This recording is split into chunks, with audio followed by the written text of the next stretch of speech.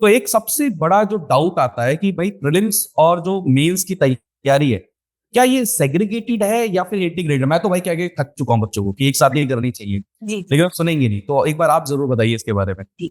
जी, मैं तो यही कहूँगी इंटीग्रेटेड है। और जब हम स्टार्ट करते हैं पढ़ना तब भी ऐसा ही होता है कि स्टार्टिंग से मतलब जैसे जब हमने भी स्टार्ट की थी तैयारी, मेरी तो 2020 से चल रही है, यही मई अप्रैल मई से।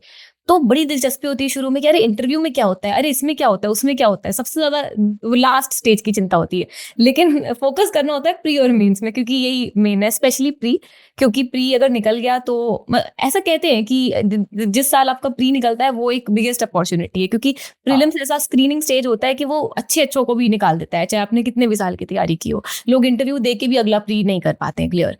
तो इसलिए मैं तो यही कहूंगी कि इंटीग्रेटेड तैयारी रखें। और इंटीग्रेटेड का मतलब ये है कि स्टार्टिंग से अपने आंख कान खुले रखें, आसपास जो चल रहा है सब सुनते रहें। न्यूज़पेपर हो, लोगों की बातें हो, लेक्चर्स हो। जिससे मैं स्टडी आईक्यू के भी जैसे यूट्यूब पे जो फ्री लेक्चर्स होते हैं बहुत सारे देखा करती थी।